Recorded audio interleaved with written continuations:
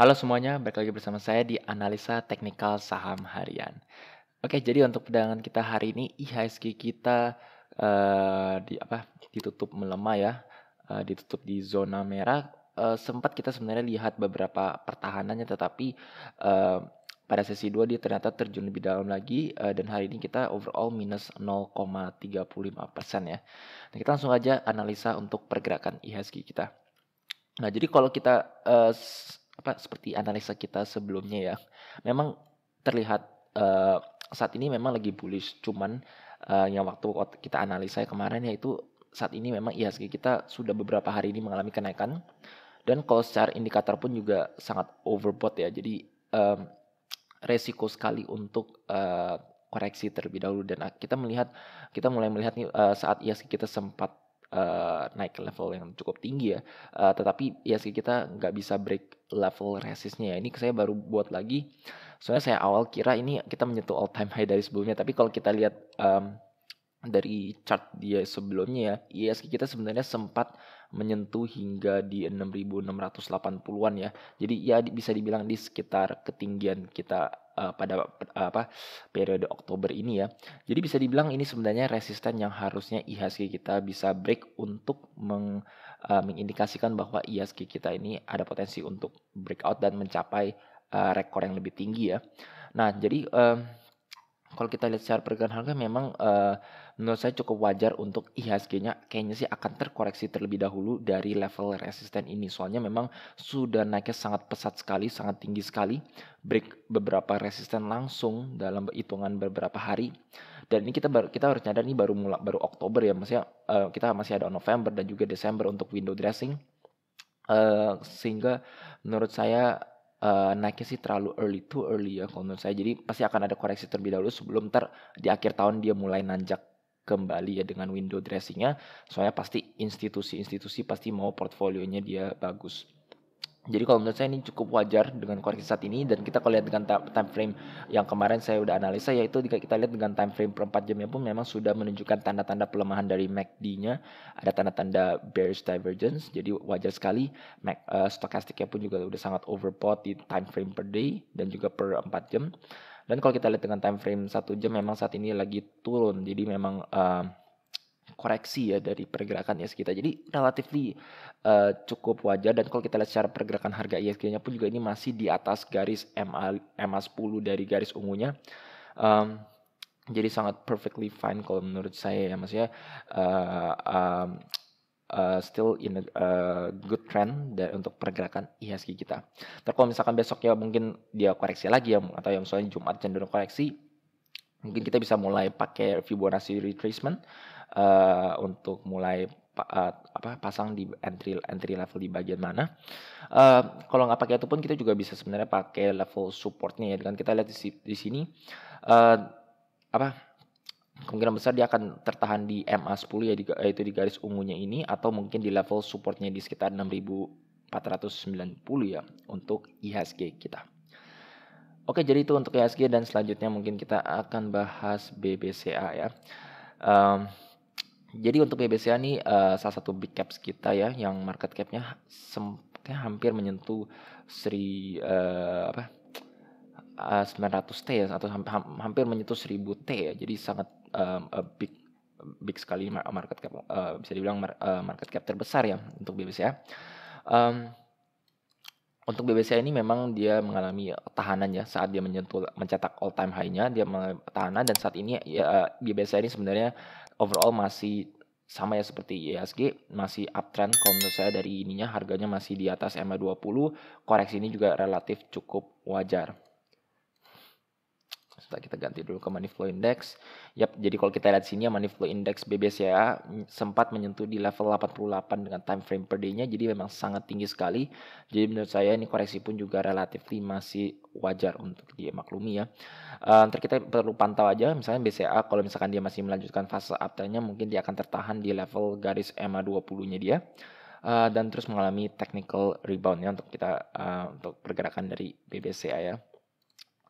Kalau kita lihat dengan time frame per 4 jamnya juga masih sama ya, sempat di level overbought, jadi saat ini memang sedang koreksi ya. Jadi menurut saya ini, cukup menarik ya untuk dipantau dulu aja. Dan Hari ini sebenarnya kita juga dikabarkan satu berita yang cukup hebat ya dari BBCA, soalnya mencetak laba hingga 23 triliun di September dan asetnya pun nembus hingga 1.169 T ya. Jadi ini bisa dibilang ini salah satu bank swasta yang asetnya nih menyaingi bank-bank BUMN ya, yang big caps kita itu adalah Mandiri dan juga BBRI ya. Jadi good news, BBCA selalu umumnya ya mencetak laba yang selalu positif dan juga secara year on year cenderung meningkat. Jadi itu menurut saya untuk BBCA overall masih good untuk di-keep, walaupun sebenarnya tetap saja ya secara book value dan PR saya tetap yakin BBCA sebenarnya relatif cukup mahal. Oke, jadi itu untuk BBCA dan selanjutnya mungkin ada yang sempat request ya gudang garam ya. Jadi saya langsung bahas aja di video ini. Nah, jadi untuk gudang garam ini kalau kita lihat secara tren jangka panjangnya ya, harganya memang downtrend ya. Ini kita lihat harganya pun masih di bawah garis EMA 200. Relatively in the long term ini memang masih downtrend ya. Nah, tapi yang cukup menarik itu adalah dari penurunan gudang garam. Semenjak dia lihat di sini ya, ini kita menunjukkan pattern double bottom dari gudang garam dan harganya sempat break level resistannya ya, dan saat ini masih tertahan di atas level resistnya.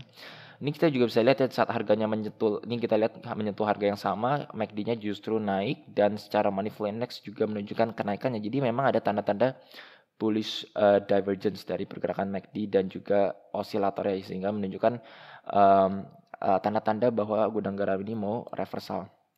Nah, kalau untuk secara pergerakan harga ini sebenarnya gudang garam dia sudah break resistannya, tapi kita lihat harganya masih belum bisa break resisten selanjutnya di 36.000 dan harganya pun juga mungkin akan mendekati di garis resisten trend lainnya di MA 200-nya ya. Jadi kalau menurut saya ini kita lihat gudang garam juga levelnya di relatively overbought, dan kalau kita lihat secara MACD-nya pun juga sebenarnya dari per 4 jamnya ada tanda-tanda bearish divergence ya. Jadi akan ada koreksi terlebih dahulu kalau menurut saya dari pergerakan gudang garam, sehingga kalau secara prediksi mungkin dia akan ngetes di garis MA20-nya, itu di garis ungu ini, koreksi sebentar terus ya mungkin akan pantul dan ngetes ulang level resistennya ya. Kalau dengan ada double bottom reversal ini, antisipasi sih untuk garam-garam dia akan stop berhenti turunnya di sini dan mungkin break level resistennya di 36.000 dengan target kenaikan selanjutnya mungkin nyampe hingga ke 40.000 kembali ya.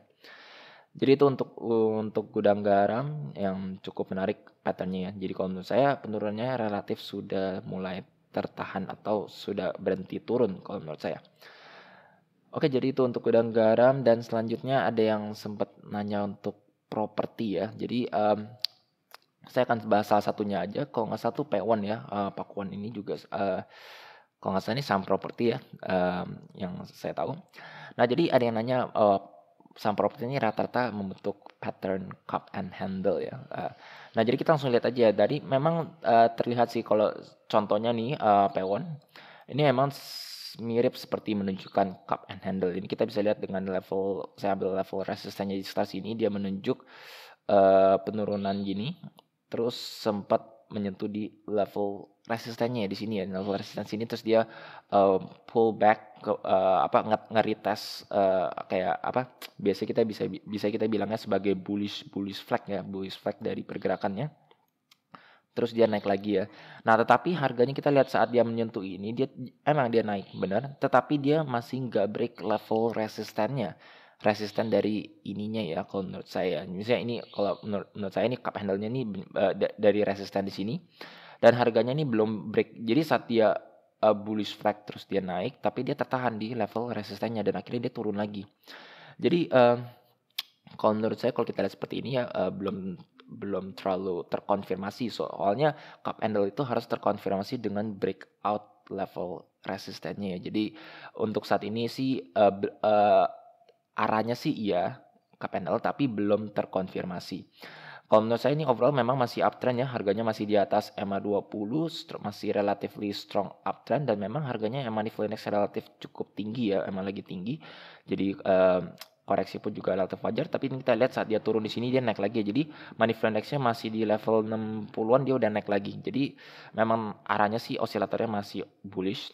Jadi we'll see, kalau menurut saya mungkin dia akan turun di EMA 20, terus dia mantul untuk ngetes ulang level resistance. Saat dia breakout, ada potensi untuk dia naik lebih tinggi hingga menyentuh level resistance selanjutnya di 585.